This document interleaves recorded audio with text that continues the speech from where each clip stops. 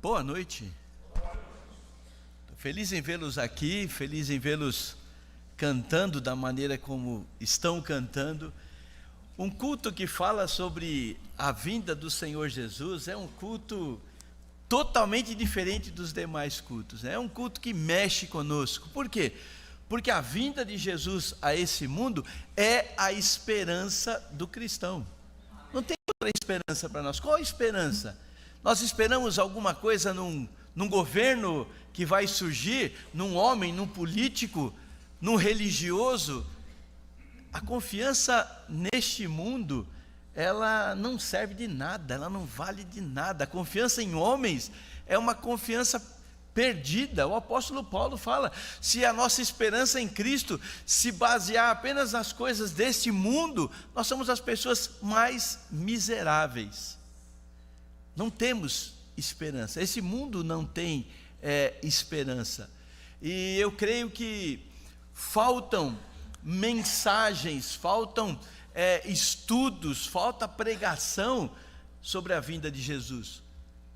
Porque é esse tema que nos motiva, é esse tema que nos fascina, né? É esse tema que alimenta a nossa alma, é esse tema que nos ajuda a enfrentar as lutas, as dificuldades. Eu não sei o que você tem passado, o que você tem sofrido, quais são as suas lutas, as suas dificuldades, os seus temores, mas enfrentando toda e qualquer adversidade, quando nós olhamos para o tema de que Jesus vai voltar, que Ele vai nos buscar, nossa, todos os problemas parecem que desaparecem e o nosso coração se enche de alegria. Então eu me animo em ver que você tem interesse por esse assunto, que é um dos assuntos mais falados, né, das Escrituras. Agora, eu quero deixar bem claro para vocês: alguém aqui já fez tratamento homeopático? Né? É demorado. Sabe o que significa isso? Que nós não vamos tratar um assunto como esse, tá, em uma mensagem, né? Nem em duas, nem em três. Eu já estudei esse assunto aqui com a igreja por um ano inteiro, às quartas-feiras, quando nós tínhamos os cultos presenciais. Um ano, toda quarta-feira, estudando, né? Então, não é um assunto que a gente esgota de maneira rápida, fácil. Então, a gente tem que vir em doses homeopáticas, né? Colocando uma coisinha de cada vez e tentando montar uma estrutura, um panorama. Você já leu nas Escrituras sobre o dia do Senhor, né? O dia do Senhor virá. O dia do Senhor não é um dia. O dia do Senhor é um período de tempo, e muitas coisas vão acontecer no dia do Senhor. E nós vamos começar a olhar, né, cada uma dessas coisinhas, cada um desses detalhes. Eu espero, né, minha esperança é que você seja edificado, em primeiro lugar. Em segundo lugar, é que você seja desafiado, né, a viver uma vida na expectativa do retorno do Senhor Jesus. Esse é um dos assuntos mais falados nas Escrituras. E também é um dos assuntos mais controversos. Você vai encontrar algumas linhas. Nós estamos falando aqui de escatologia, estudo do final dos tempos. Você vai encontrar algumas linhas teológicas diferentes, divergentes, tá? Então nós precisamos dar uma olhada, né, nestas linhas. Nós precisamos dizer por que nós cremos do que nós cremos, tá? Existem estudantes da Bíblia, doutores da Bíblia, que têm posições diferentes, pessoas cultas, pessoas interessadas na palavra de Deus, pessoas que amam a Deus, mas que olham para as questões escatológicas de maneira diferente, tá? Então nós vamos olhar com certeza, né, do ponto de vista da nossa igreja, tá? Mas nós vamos também dar uma olhadinha no que as pessoas dizem, pensam, tá? E se der, eu não sei, olhar um pouquinho as bases. Eu não sei se a gente vai conseguir, né? Eu não quero transformar a pregação numa aula, porque pregação tem uma dinâmica, aula tem uma outra dinâmica.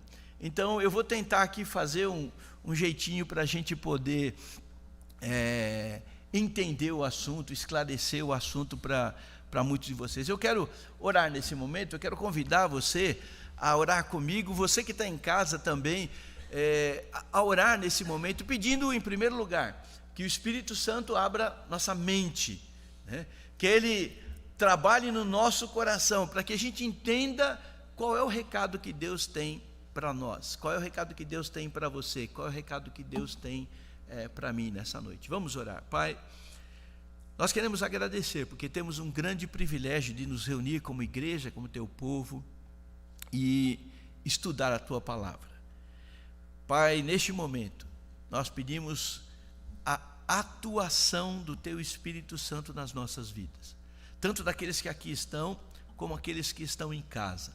Que o teu Espírito Santo trabalhe nas vidas, e que enquanto abrimos a tua palavra, enquanto estudamos a tua palavra, o Senhor vá trabalhando em nossos corações, para que a gente tenha conhecimento da palavra, e também pelo conhecimento que nós possamos tomar decisões que são decisões importantes para nós, para as nossas vidas e para a igreja do Senhor. Então, por favor, nos oriente, nos dirija enquanto meditamos na tua palavra.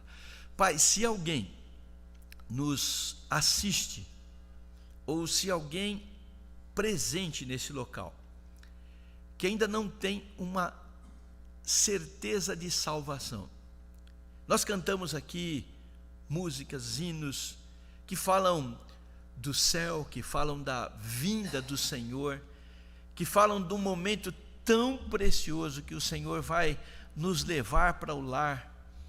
E se há alguém aqui entre nós, se há alguém participando desse culto à distância, que não sabe, não tem conhecimento sobre o futuro, sobre a eternidade, sobre onde a sua alma passará a eternidade, nossa oração a Deus é para que essa pessoa entenda que o Senhor tem um plano perfeito, que o Senhor está preparando lugar para todo aquele que crê poder participar por toda a eternidade. Que durante os nossos estudos, ó Deus, haja salvação de almas. Então, que o teu Espírito tenha plena liberdade aqui e que faça a tua vontade entre nós. Essa é a minha oração, ó Deus, em nome do Senhor Jesus. Amém. Eu quero começar mostrar alguns textos bíblicos para vocês. Esse primeiro texto, palavra do próprio Senhor Jesus. Ele diz: e quando eu for e preparar lugar, voltarei e vos receberei para mim mesmo, para que aonde eu estou estejais vós também. Jesus reúne os seus discípulos e ele diz: olha, eu estou voltando para casa, eu estou voltando para o lar, e eu vou para lá com um objetivo, eu vou para lá preparar lugar, e a hora que eu estiver lá e que eu preparar lugar, eu vou voltar. Gente, se você puder, se você gosta de fazer anotações da sua Bíblia, a minha é toda riscada, toda mexida, anotada, mas marca isso na sua Bíblia: quando eu for e preparar lugar, voltarei. Essa é uma promessa do Senhor, e Deus jamais mente. Ele disse: eu vou, mas eu vou voltar. Um pouquinho antes, um pouquinho depois que Jesus deixa os seus discípulos e retorna para o céu, lembra que Jesus morre, ele ressuscita ao terceiro dia, ele anda com seus discípulos aqui por 40 dias, e depois disso, ele sobe, ele é elevado às alturas, na vista dos seus discípulos. E quando isso acontece, há uma situação muito interessante, porque os discípulos, eles ficam olhando, né, Jesus subindo, e Jesus desaparece nas nuvens, e eles continuam olhando lá para cima. E a expectativa daqueles discípulos era que Jesus ia fazer um bate e volta, né? Ele ia chegar lá no céu, e ia voltar.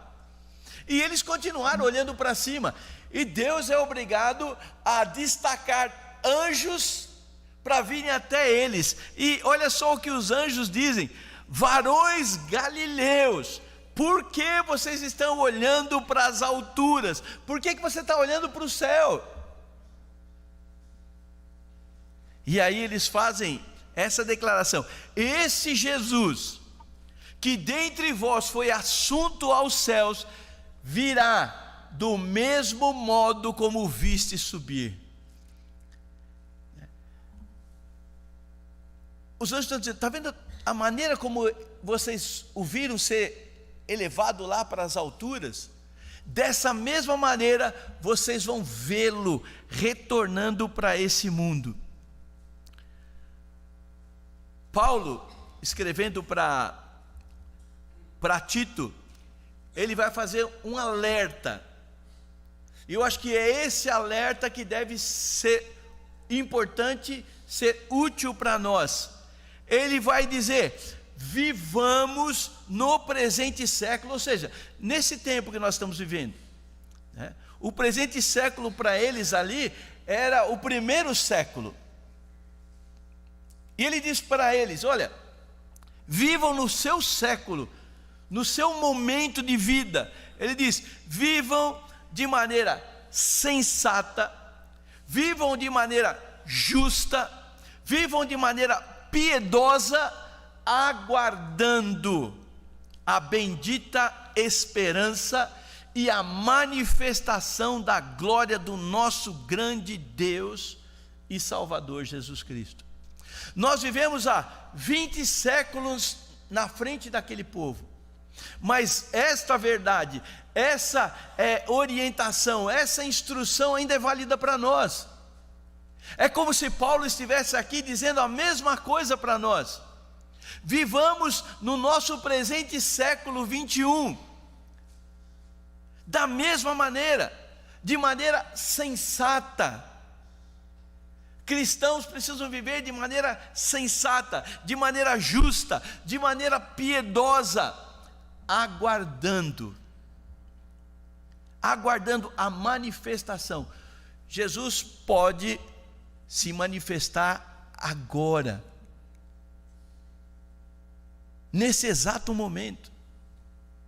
Nesse exato momento ele poderia voltar para buscar a sua igreja. Mas o que Paulo está dizendo é que enquanto nós estamos aguardando, enquanto nós estamos esperando, nós devemos viver de maneira justa, sensata, piedosa. E o crente deve viver na expectativa do retorno de Jesus. Às vezes nós vivemos como se Jesus não fosse voltar. Aqueles discípulos que estavam olhando para o céu, eles estavam esperando Jesus voltar já. Eles não queriam esperar. E nós devemos viver aqui nesse mundo esperando que se Cristo voltasse agora, vivendo como se Ele fosse voltar hoje. A nossa expectativa, lógico, amanhã todo mundo tem que sair para trabalhar. Não usa a vinda de Jesus a qualquer momento, de maneira inesperada. Não usa isso para justificar você não trabalhar, não produzir, não ter expectativas, não ter plano, não ter projetos na sua vida. Não é isso que a Bíblia está dizendo. Ela está dizendo que Jesus vai voltar, sim, a qualquer momento, sim, mas enquanto nós esperamos, nós devemos viver a nossa vida de maneira justa, piedosa e aguardando o Senhor Jesus. Infelizmente, tem crentes que vivem como se de fato Jesus não fosse voltar. E sabe, se nós vivemos pensando que Jesus não vai voltar, a nossa vida cristã vai ser uma vida relaxada, morna, às vezes fria. E a nossa vida cristã tem que ser vivida nessa expectativa: Jesus pode voltar agora. Imagina, o que você faria se você fosse para o médico amanhã e o médico dissesse: olha, você tem mais 24 horas de vida? Você ia querer fazer algo, talvez pedir perdão para algumas pessoas, consertar alguns erros que você cometeu, deixar algumas instruções para filhos, para esposa, para marido, né? Mas você ia fazer alguma coisa. E é isso que o apóstolo Paulo está dizendo para a gente: viva nesse presente século na expectativa, aguardando que Cristo voltasse naquele momento. Os discípulos, os escritores desse livro, eles viviam na expectativa de Cristo voltar nos seus dias. Tanto que nós vamos ver Paulo dizendo, né, que Cristo voltando, nós que estivermos vivos. Ele falou isso há 2000 anos atrás. Ele esperava estar vivo. Todos eles tinham essa expectativa. Eles tinham vidas produtivas, né? O pastor Edmilson falou do nosso curso de Paulo, né? Um dos homens mais produtivos, biblicamente falando. E ele sabia da urgência que era pregar o Evangelho. E sabendo que Cristo podia voltar a qualquer momento, ele disse: eu tenho que fazer o máximo que eu puder, porque Cristo vai voltar hoje. Pensa um pouquinho, quantas pessoas você conhece que não são salvos? Quantas pessoas ou quantos parentes você tem que não são salvos? Quantos colegas de trabalho, vizinhos? Agora imagina só, nós sabemos que se Cristo vier nesse momento buscar a sua igreja, esse mundo vai entrar no pior momento.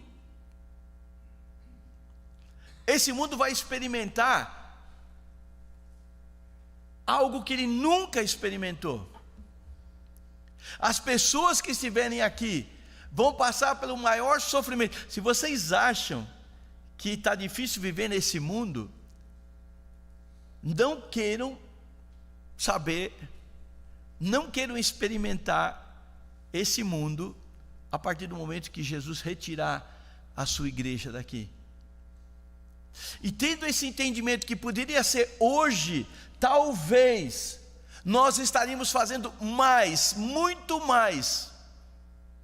Talvez nós estaríamos evangelizando muito mais, nos importando muito mais com as pessoas, porque nós sabemos que as pessoas que ficarem estarão vivendo dias tremendamente difíceis.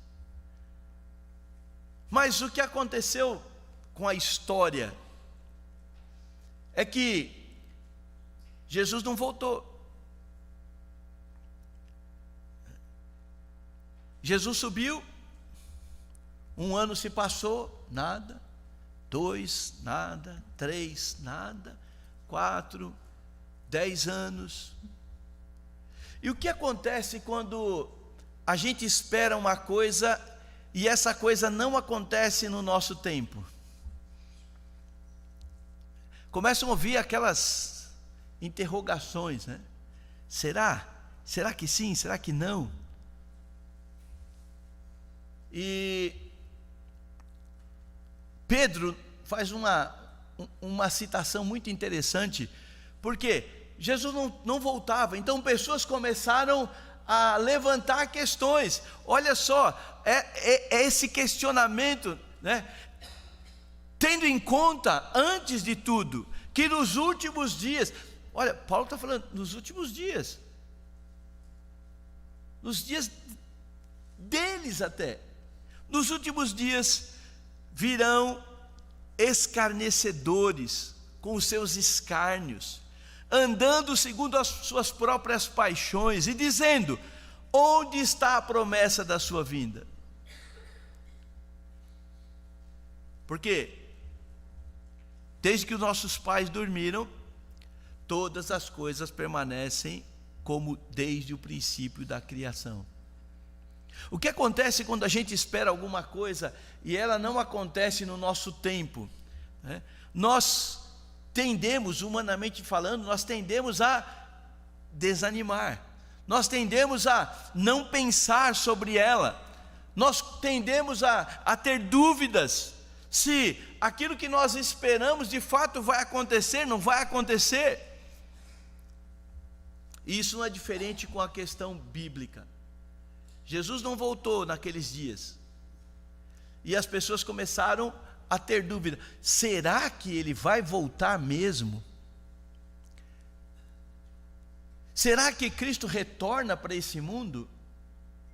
E essas dúvidas só atrapalham a nossa vida cristã, a nossa vida espiritual. Sabendo disso, Paulo escreve 2 cartas aos crentes em Tessalônica, e ele vai fazer um alerta, ele vai ajudar aquelas pessoas a terem um conhecimento, um entendimento, não é, sobre a questão da segunda vinda. E eu vou começar a estudar as 2 cartas de Tessalonicenses com você, tá? E eu quero já pedir que você abra, não é, a sua Bíblia, na primeira carta, capítulo 1. Agora, eu disse que eu vou começar de forma bem light, né? E vai ser realmente de forma bem sossegada, bem tranquila, tá? E o que eu quero destacar aqui, tá? Qual é a minha mensagem? Vamos ler o trecho e depois eu vou falar com vocês. 1 Tessalonicenses capítulo 1, versículos 2 e 3. Veja só o que Paulo diz para os crentes de Tessalônica, tá bom? Meus alunos de Paulo. Cadê meus alunos de Paulo? Tem alguns aí, né? Quando foi que o apóstolo Paulo... Agora vai ser prova oral. Quando foi que o apóstolo Paulo, em qual das suas viagens, Paulo visitou, passou pela igreja de Tessalônica?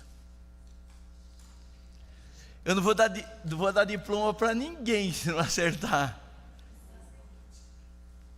Na segunda viagem. Ok. Segunda viagem missionária de Paulo. Paulo vai para a Europa, tá? E na Europa, não vou fazer mais prova não. Mas tá bom, ele visita Tessalônica na sua segunda viagem missionária, mas quando ele escreve as cartas para essa igreja? Foi na segunda viagem? Ixi, interrogação, eu acho que eu vou ter que fazer o curso de novo. Paulo escreve na terceira viagem. Quando ele está fazendo a sua terceira viagem, ele está na cidade de Corinto, ele escreve a carta, as 2 cartas aos Tessalonicenses, diferença mais ou menos de 1 ano, tá? Então, Paulo escreve isto, versículo 2: damos sempre graças a Deus por todos vós, crentes tessalônicos, mencionando-vos em nossas orações, e sem cessar recordando-nos diante do nosso Deus e Pai a operosidade da vossa fé, a abnegação do vosso amor e a firmeza da vossa esperança em nosso Senhor Jesus Cristo. E o que eu quero destacar nessa primeira parte do nosso estudo são algumas atitudes, né, que Paulo destaca na vida daqueles crentes enquanto eles aguardavam o Senhor Jesus. O que fazer enquanto nós estamos aguardando? Quais seriam as nossas atitudes? Tá? Então, eu vou logo começar a primeira atitude. Tá? Enquanto a gente está aguardando a bendita esperança, a manifestação do Senhor Jesus, nós precisamos desenvolver uma fé que nos leve a agir, que nos motive a fazer algo e não a ficarmos parados. Veja o que Paulo fala: eu me recordo da operosidade da vossa fé. A palavra na língua original, que é traduzida por operosidade, ela tem um sentido um pouco mais amplo. Ela indica alguém que está envolvido, comprometido, ocupado com alguma coisa. E Paulo está dizendo: olha, eu estou me recordando. Paulo já havia passado lá, já havia retornado, já estava na sua terceira viagem missionária, e ele escreve para aqueles crentes, e ele diz: eu me recordo que vocês têm uma fé que age, uma fé que está comprometida, uma fé que está ocupada, que está envolvida com alguma coisa. Paulo está elogiando a atitude daqueles crentes enquanto Jesus não voltava. Deixa eu dizer, uma das grandes atribuições desse livro que nós chamamos Palavra de Deus é que a palavra, ela tem que transformar as nossas vidas, ela tem que nos mudar. Deus nos deixou esse livro, que é a sua palavra, ele tem instruções para nós, e enquanto nós aguardamos ele vir, e gente, nós não sabemos se ele vai vir nesse tempo nosso, nós não sabemos. Mas enquanto nós aguardamos, nós temos que ter uma fé operosa, uma fé que transforma. Esse livro tem que modificar as nossas vidas. Deixa a sua mãozinha marcando aí e muda um pouquinho para a carta que Paulo escreve aos Efésios. Eu não vou pôr o texto aí, mas vai lá, Efésios capítulo 4, dá uma olhada no que Paulo fala. Efésios 4, 25, ele diz o seguinte: por isso, deixando a mentira, fale a verdade. Sabe o que é uma vida operosa, uma vida comprometida, uma vida ocupada, uma fé que se envolve, é uma fé que deixa esse livro aqui mudar a sua vida. Deus, ele não tem robôs. Deus não tem um computador lá no céu, onde ele está programando, ele diz: espera aí, deixa eu programar esse daqui, para esse aqui ser ativo, para esse aqui ter uma fé firme, operosa. Não, ele nos dá orientações aqui, e enquanto nós estamos aguardando a vinda do Senhor, nós temos que ter uma fé que transforma. Ele diz: aquele que mentia, não minta mais, fale a verdade. Há uma mudança de atitude. Ele diz que aquele que furtava não deve furtar mais. Pelo contrário, ele deve trabalhar, ele deve conseguir recursos e ajudar os outros. Então, Paulo começa a mudar. Ele diz: olha, não saia da sua boca palavras torpes, palavras que menosprezam, que diminuem, que ridicularizam pessoas. Pelo contrário, fale palavras que edificam, que melhoram as pessoas que vão ouvir. Isso é uma fé operosa. E enquanto o Senhor não vem, nós temos que deixar esse livro aqui modificar as nossas vidas. Paulo, ele fala algo muito interessante quando ele escreve aos Filipenses, lá no capítulo 1. Ele fala o seguinte: aquele que começou a boa obra em nós, há de terminá-la até o dia de Cristo. Sabe que obra Deus começou em nós, no momento em que nós somos salvos? Sabe que obra Ele começou em nós? Ele começou uma obra de nos fazer pequenos Cristos. Ele começou uma obra de nos tornar semelhantes ao Cristo. E quando Ele voltar, Ele vai terminar essa obra. Mas em que ponto Ele vai nos pegar? Enquanto nós estamos aqui, nós temos que trabalhar na nossa vida, no nosso caráter, para sermos cada vez mais próximos de Cristo. Eu, quando uso esse versículo, eu gosto de fazer um gráfico. Quem gosta de gráfico, né? Você pega duas linhas, aqui é o 0 e aqui é o 100%, né? 0 é onde Cristo nos pega, quando nós entregamos a nossa vida a Ele. E o objetivo é que nós sejamos 100% como Ele. E aí a nossa vida começa aqui. E aí a gente sobe um pouquinho, a gente desce um pouquinho, o nosso gráfico vai indo. E quando nós morrermos, ou quando chegar o dia do arrebatamento, aonde Ele nos pegar, Ele vai completar, porque é uma promessa.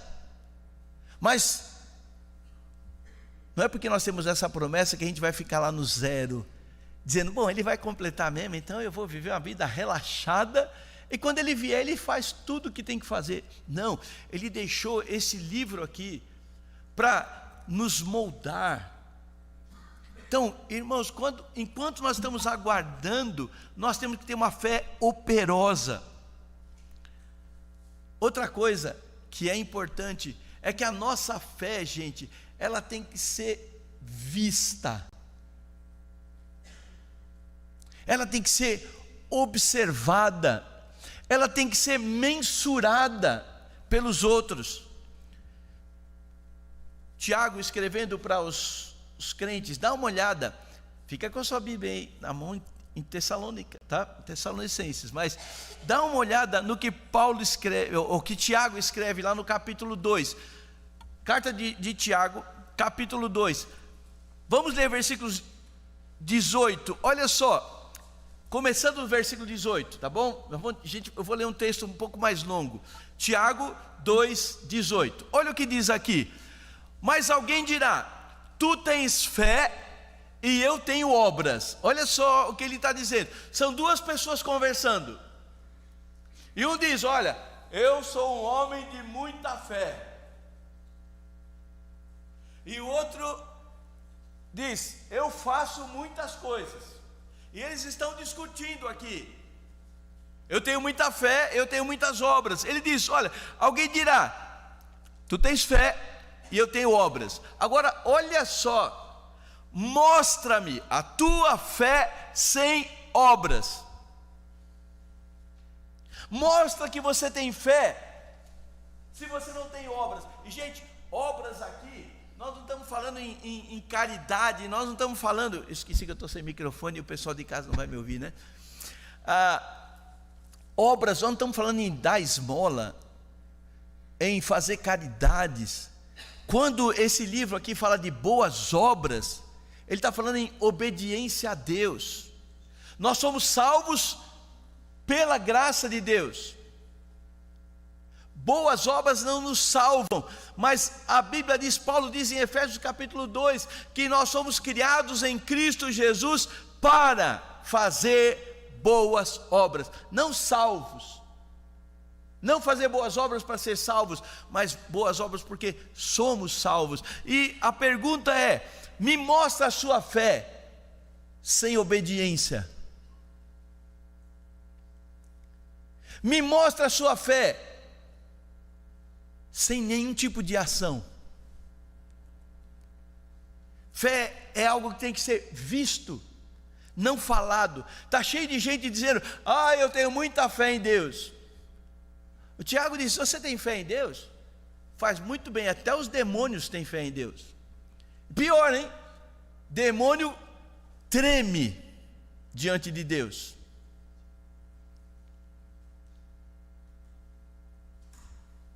Dizer que tem fé, mas nenhum tipo de ação. Olha só, ele vai continuar.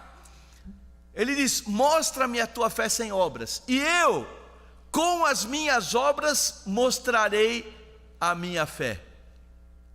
Crês tu que há um só Deus? Faz bem, até os demônios creem e tremem. Queres, pois, ficar certo, ó homem insensato, de que a fé sem as obras é inoperante. Fé sem obras é inoperante, não serve para nada. Não foi por obras que Abraão, nosso pai, foi justificado quando ofereceu sobre o altar o seu próprio filho Isaque? Vês como a fé operava juntamente com as obras. Com efeito, pelas obras que a fé se consumou e se cumpriu a escritura, a qual diz: ora, Abraão creu, e isso lhe foi imputado para justiça. Se você diz que tem fé em Deus, como que eu posso ver isso? Como que as pessoas podem ver? Fé tem que ser notória, tem que ser mostrada. Não adianta dizer: eu tenho fé em Deus, eu tenho fé na palavra de Deus, mas essa palavra não muda, não transforma a sua vida. Cuidado com isso, tá? A gente pode perceber que fé significa prática. Olha só, volta lá para Tessalonicenses capítulo 5, capítulo 1, versículo 5, diz o seguinte: Paulo está falando com os Tessalonicenses, mostrando por que ele se alegra com eles, e ele diz aqui no versículo 5: porque o nosso evangelho não chegou ante vós, tão somente em palavras, mas sobretudo em poder do Espírito Santo. Paulo está dizendo: olha, vocês são testemunhas de que o evangelho não chegou só aqui. O evangelho era prática para Paulo. Antes de chegar em Tessalônica, vamos lá, meus alunos, antes de chegar em Tessalônica, que cidade Paulo passou? Primeiro, quando ele chega na Europa, qual foi a primeira cidade? Filipos. Muito obrigado. Não estão me deixando envergonhado, né? Paulo em Filipos, ele é perseguido, maltratado, espancado, por causa do evangelho. Ele não foi perseguido, maltratado, espancado, porque ele estava lá falando sobre política, eu sou da esquerda, eu sou da direita. Não, Paulo estava sendo perseguido, espancado, porque estava falando o evangelho. E Paulo não voltou para Antioquia. Paulo seguiu viagem. E Paulo chega em Tessalônica, possivelmente machucado. E eles viram que o evangelho não era uma coisa só falada, era uma coisa vivida. E aí o versículo 6 ele vai dizer: com efeito, vocês se tornaram imitadores nossos, meus e do Senhor, tendo recebido a palavra, posto que em meio a muita tribulação, com alegria no Espírito. Aqueles crentes em Tessalônica, vendo Paulo, uma fé que agia, uma fé em ação, eles se tornaram imitadores, e eles também foram perseguidos, mas não desanimaram. Versículo 9, dá uma olhada. Pois eles mesmos, no tocante a nós, proclamam que repercussão teve o nosso ingresso no vosso meio. E veja só, e como deixando os ídolos, vos convertestes a Deus, para servir o Deus vivo e verdadeiro. Veja, não era alguma coisa só intelectual. Quando aquelas pessoas tiveram contato com o Evangelho, com o Cristo que liberta, eles tiveram mudanças na sua vida. Eles deixaram os ídolos e se converteram a Deus. Com a chegada do cristianismo ali em Tessalônica, eles deixaram muito das práticas que eles tinham, e essa razão que Paulo os elogia. Paulo tinha prazer em usar aqueles irmãos como referência de uma fé viva. Deixa eu dizer, nós também passamos por dias difíceis. Não está fácil, e não vai, presta atenção, não vai ser fácil ser um cristão neste mundo. Não se engane com essas pregações baratas que tem por aí, tá? Não, vem para cá, aceita Jesus que tudo vai dar certo. É uma maravilha, se converte e olha, você está endividado, suas dívidas vão acabar. Você está com problema no casamento, tudo vai ser resolvido. Você está desempregado, você vai arrumar emprego. Você não tem carro, você vai ganhar um carro. Deus vai abrir todas as portas. Deixa eu dizer uma coisa, nós vivemos num século complicado. E vou te dar uma boa notícia: as coisas vão piorar daqui para frente. Elas precisam piorar. É isso que os crentes precisam entender, tá? As coisas precisam piorar. Esse lugar não é para nós. E os crentes parece que estão vivendo, querendo se agarrar aqui nas coisas deste mundo. As coisas vão piorar cada vez mais. Sabe por quê? Esse mundo só tem uma esperança, gente. A bendita esperança. E ela vem lá de cima. E nós precisamos aprender a confiar em Deus e a ser fiéis a Deus, independente das circunstâncias, independente se as coisas estão bem ou não. É isso que é uma fé operosa, uma fé que é mostrada, que é vista.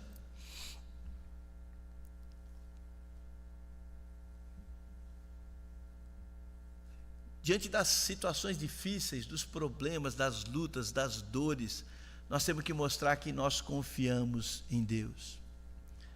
Sabe, o seu vizinho, o seu colega de trabalho, os seus parentes, o que eles têm que ver é uma fé operosa, independente das circunstâncias. Esses camaradas aqui, eles estavam felizes, alegres com Cristo, não com as circunstâncias. E é isso que fazia com que as pessoas pudessem querer, eu quero esse Deus a quem eles servem. E assim como eles faziam, a nossa fé hoje tem que ser operante. Enquanto nós esperamos Jesus voltar, a nossa fé tem que ser operante. Uma segunda atitude que eu quero destacar, né, é que nós temos que ter um amor a Deus, que nos leve a servir. Veja só o que ele diz nessa segunda parte do versículo 3, ele está se recordando da abnegação do vosso amor. A palavra abnegação aqui é renúncia. É renúncia do eu, é renúncia da minha própria vontade, é desapego dos meus interesses.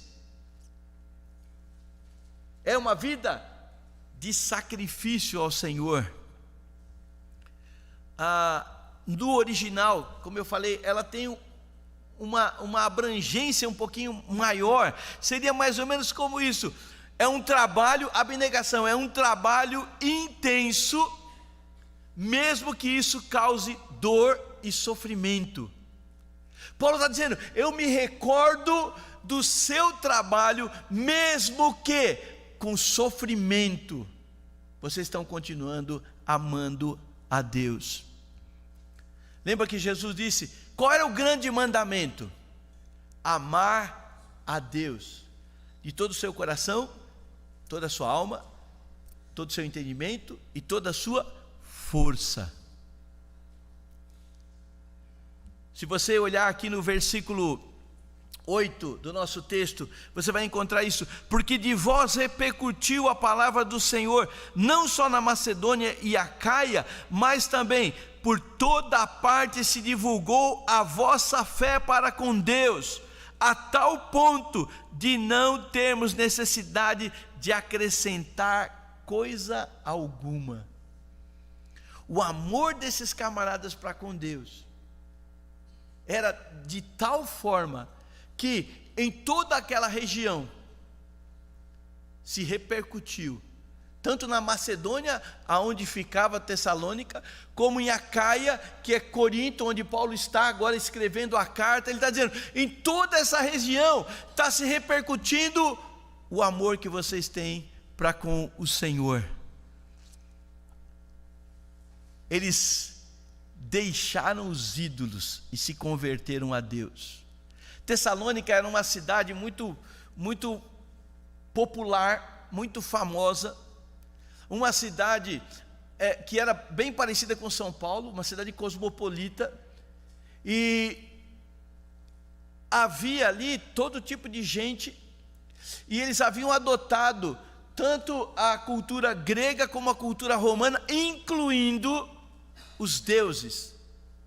Havia templo em Tessalônica para tudo quanto era Deus, tanto Deus grego como Deus romano e até mesmo alguns deuses egípcios. Era uma cidade idólatra, mas Paulo diz que o amor que eles tinham para Deus fez com que eles rejeitassem toda a idolatria. E às vezes nós pensamos que idolatria é ter uma estátua dentro de casa. Você não precisa ter nenhuma estátua para ser um idólatra, porque idolatria é quando nós colocamos qualquer coisa no lugar de Deus.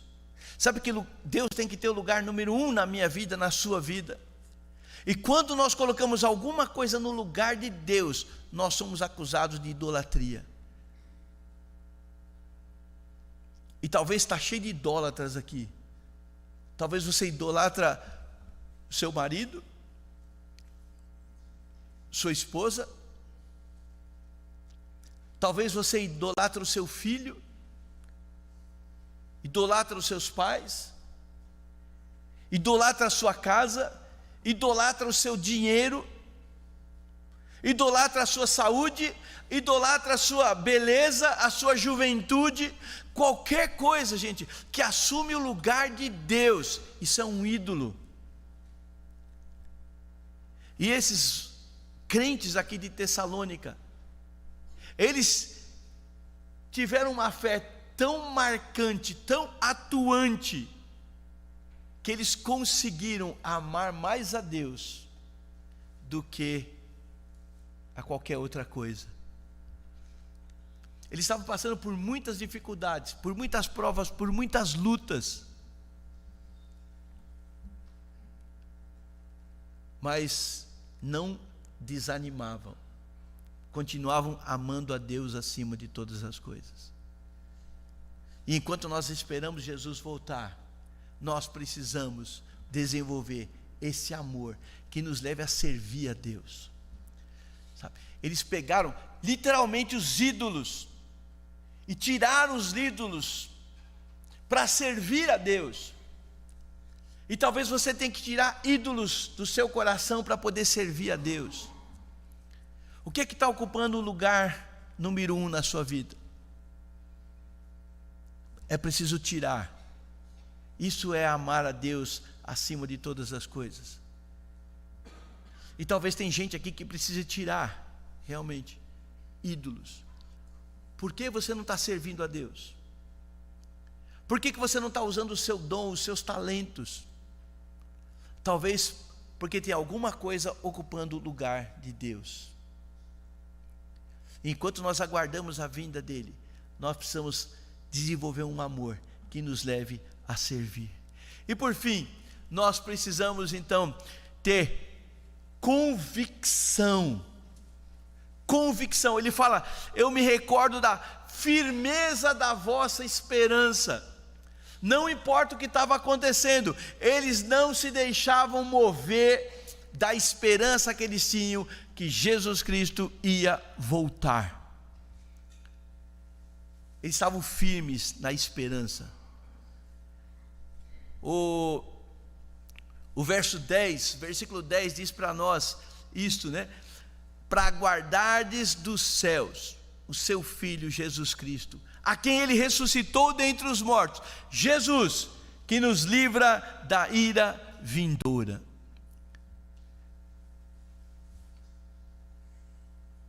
Se passavam por lutas, passavam por dificuldades, mas eles tinham uma viva esperança: Jesus Cristo nos livra da ira vindoura. Paulo está apontando aqui para um tempo futuro, que é o nosso assunto aqui. Vai haver um momento, gente, ímpar na história dessa humanidade,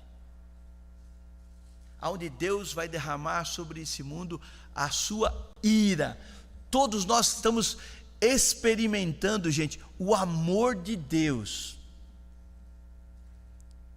Mas um dia Deus vai derramar sobre este mundo a sua ira contra o pecado.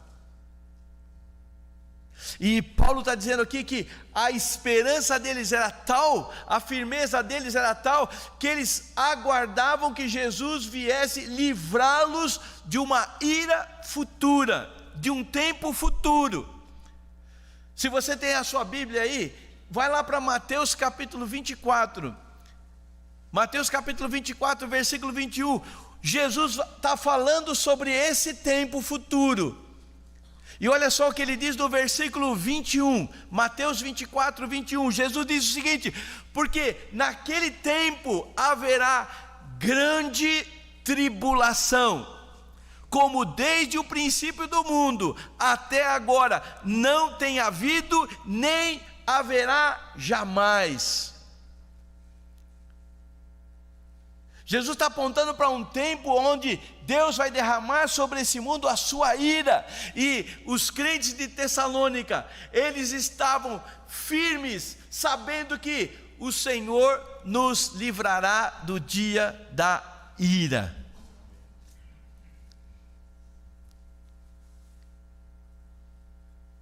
Esse é o famoso arrebatamento. Momento onde o dia do Senhor vai se iniciar. E naquele dia, Ele vai livrar todos aqueles que confiam nele da ira, do tempo de ira.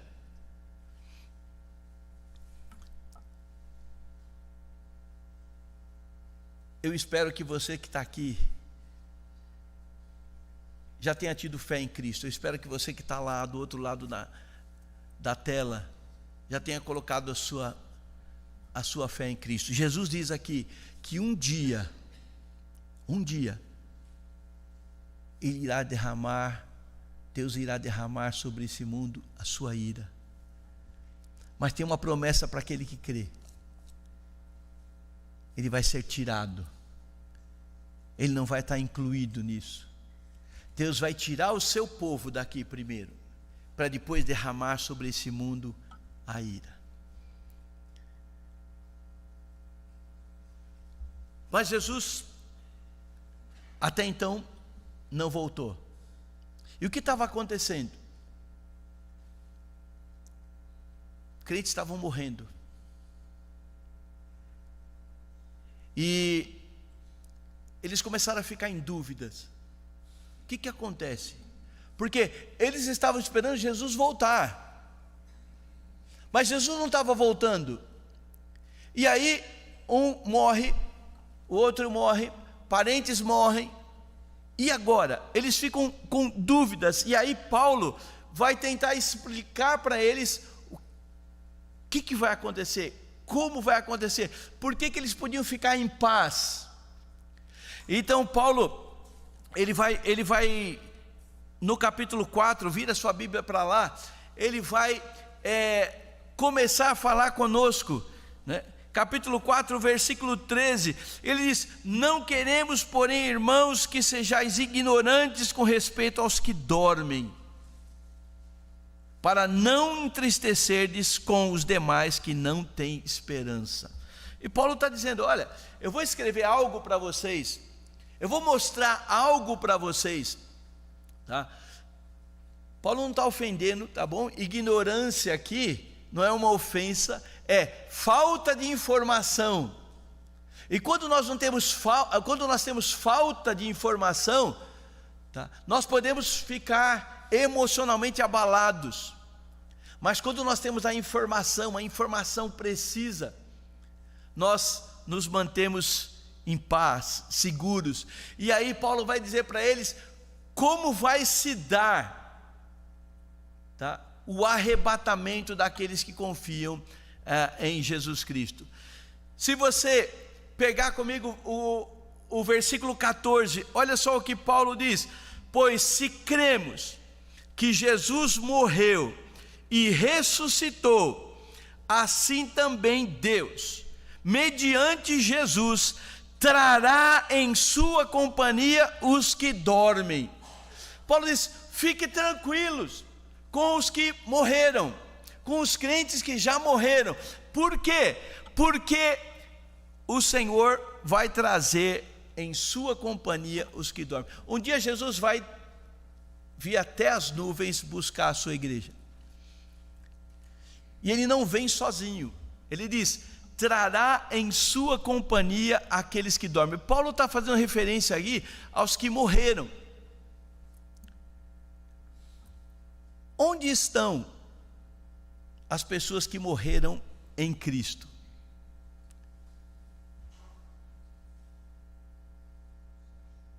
Onde estão? Abre sua Bíblia em Filipenses capítulo 1, versículo 20.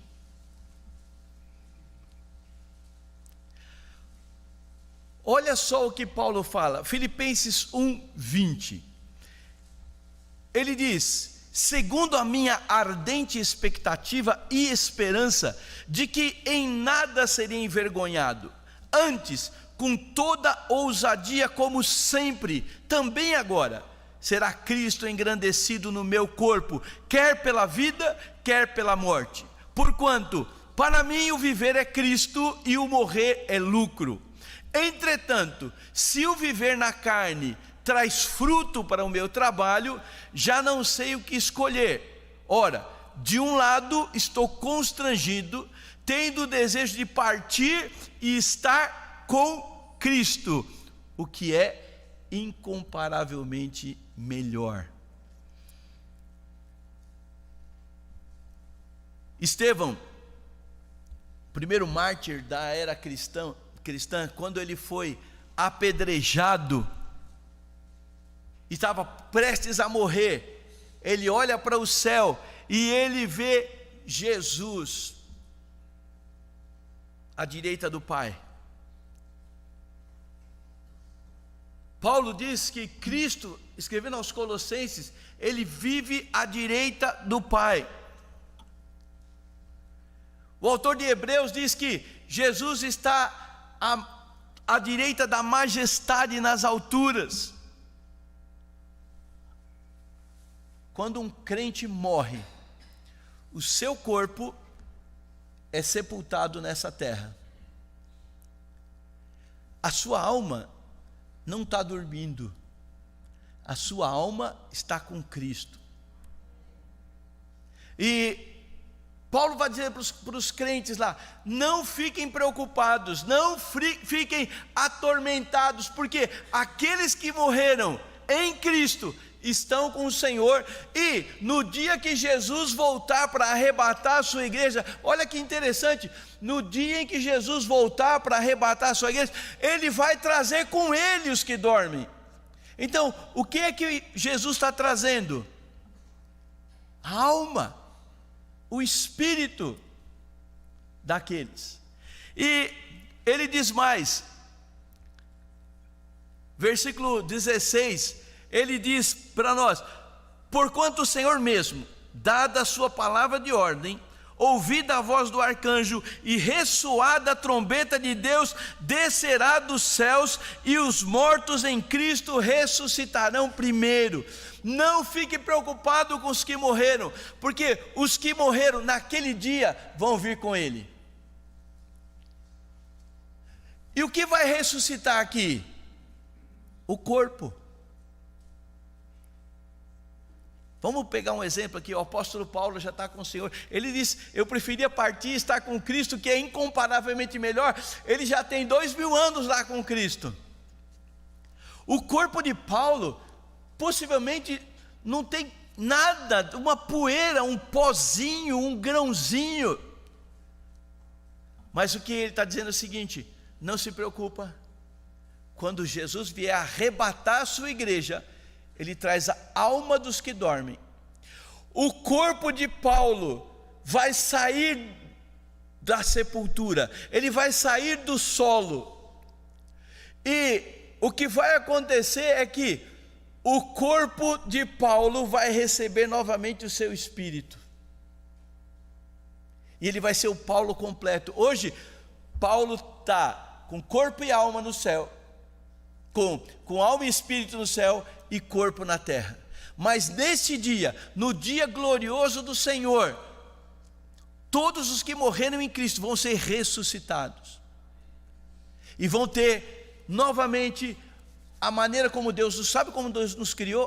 Um corpo, parte física, e alma e espírito, parte imaterial. Nós temos parte material, o que você está enxergando é o meu corpo, você não enxerga a minha alma, meu espírito. Mas nós temos corpo, alma e espírito. E naquele dia, Ele traz os espíritos, as almas, e novamente elas entram no corpo, e aquela pessoa é um ser completo. E Ele diz mais: não se preocupa, porque os vivos não vão ter nenhuma vantagem sobre os mortos. Olha só então, os mortos ressuscitam primeiro, depois, versículo 17, ele vai dizer: depois nós, os vivos, os que ficarmos, seremos arrebatados juntamente com eles entre as nuvens, para encontrar com o Senhor nos ares, e assim estaremos para sempre com o Senhor. Essa é a bendita esperança. Não se preocupem com os crentes que morreram, eles estão com o Senhor. Enquanto vocês estão aqui, vivam uma fé que pode ser vista, que pode ser manifestada, que é atuante, e jamais percam a esperança, porque um dia, nós, como foi lido no início do culto, teremos o nosso corpo transformado, glorificado. Os que não morrerem naquele dia vão passar por uma experiência incrível. O mortal vai ser revestido de imortalidade. Esse corpo que hoje sofre envelhecimento, que sofre dor, que sangra, por uma ação de Deus, esse corpo vai ser transformado. Os que estavam no pó da terra vão ressurgir, e juntos vão encontrar com o Senhor nos ares. E ele termina dizendo: consolai-vos, pois, uns aos outros com essas palavras. Há esperança de eternidade para aquele que crê no Senhor Jesus. Mas enquanto Ele não vem, nós temos uma missão aqui. E nós precisamos cumprir essa missão. Nós precisamos ter uma vida transformada. Nós precisamos ter uma fé praticante. Nós precisamos servir independente das circunstâncias e jamais perder a esperança. E a minha pergunta é: você que está aí assistindo de casa, ou você que está aqui, você já tinha ouvido isso? Você já abraçou esta fé em Jesus? Se não, é a hora. É a hora, é agora. É o tempo de nós colocarmos a nossa fé, a nossa confiança, a nossa esperança. Se você não sabe onde você vai passar a eternidade, veja que coisa maravilhosa que a palavra de Deus nos promete. Promete para todo aquele que crê. Se você ainda não confia em Jesus Cristo, entregue a sua vida para Ele. E se você está aqui, você é um crente, a minha pergunta é: a sua fé está viva? Está praticante? Está operosa? Você está servindo ao Senhor? Você está amando a Deus mais do que as coisas desse mundo? Você está amando a Deus a ponto de servi-lo? Você tem uma fé firme que não se abala diante das circunstâncias, diante das lutas, sabendo que o pior que pode acontecer para nós aqui, humanamente falando, é o melhor, é partir e estar com Cristo. E se não partirmos para estar com Cristo, nós vamos experimentar uma transformação desse corpo. Eu queria que Jesus viesse agora, porque aí eu não precisava morrer. Eu sei que eu vou para o céu, mas eu não queria experimentar isso. Paulo não queria experimentar. Ele fala: olha, nós os que estivermos vivos vamos ser transformados. Seria muito melhor se ele viesse agora. A gente não precisava passar por aquela experiência. Eu não tenho medo da morte, eu tenho medo da experiência da morte. Como vai ser essa coisa? Isso apavora o ser humano. E se ele viesse agora, nossa, é um arrepio, né? E a gente estaria novinho em folha. Talvez os cabelos iam crescer, o óculos ia embora, né? A barriguinha ia sumir. E já pensou que é ser levantado daqui e encontrar com o Senhor lá nos ares para estar para sempre com Ele? Que esperança! Essa é a nossa bendita esperança. Se você não tem essa esperança, Jesus está oferecendo ela para você. Vamos orar? Pai, muito obrigado por Tua palavra. Nos ajuda nessa jornada, ó Deus, de estudarmos esse evento tão incrível que é a volta do Senhor para esse mundo. Nos dá entendimento, nos dá discernimento.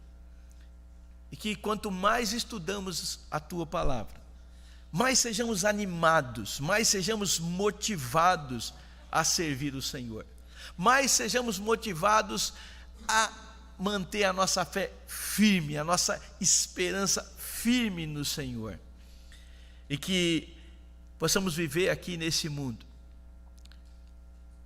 mostrando para as pessoas a paz que nós temos em nossos corações, a viva esperança de eternidade, e que por causa da nossa fé, da nossa confiança, do nosso serviço, as pessoas que nos cercam, os nossos amigos, os nossos entes queridos, os nossos vizinhos, possam querer conhecer o Jesus amoroso que nós servimos. Ó Deus, se há alguém aqui que ainda não tem certeza de salvação, Pai, que essa pessoa seja tocada pelo Teu Espírito Santo agora. Que essa pessoa entenda que nada nesse mundo pode dar essa paz, essa certeza, esta vida que o Senhor promete. Que essa pessoa não saia daqui, ó Deus, sem colocar a sua vida nas mãos do Senhor Jesus. Enquanto nós estamos com os nossos olhos fechados, será que há alguém aqui? Eu não sei, não conheço, mas será que há alguém aqui que não tem essa esperança de vida eterna? Se Cristo voltasse agora para buscar a sua igreja, para buscar os seus, será que você iria encontrar com Ele? Você seria um desses que teria o seu corpo transformado e levado para encontrar com o Senhor nos ares e estar para sempre com Ele? Se você não tem essa certeza, nós estamos aqui para te ajudar. Eu gostaria de orar por você. Se você disser, pastor, por favor, ore por mim, eu não tenho essa certeza, eu gostaria de ter, eu gostaria de saber um pouco mais, como eu posso ter essa certeza de vida eterna, essa certeza de ressurreição dos mortos. Há alguém assim? Se tiver, faz um sinal com uma de suas mãos. Por favor, pastor, ore por mim nesse momento. Só levanta uma de suas mãos para eu poder ver e orar por você. Há alguém? Se em casa você gostaria de saber um pouco mais, aí na sua tela aparece um número de celular, um WhatsApp. Ligue para nós, escreva para nós. Nós vamos ter o maior prazer em ajudar você a ter um encontro com Cristo e desfrutar dessa viva esperança em Cristo Jesus. Pai, aplique a tua palavra na vida de cada um de nós. Se há crentes aqui que estão vivendo de forma indiferente, vivendo sem te servir, sem amar a tua vinda, Pai, que o estudo sobre a vinda do Senhor Jesus, o nosso encontro com o Senhor, faça uma grande transformação nas nossas vidas. Que nós possamos viver daqui para frente na expectativa do retorno do Senhor.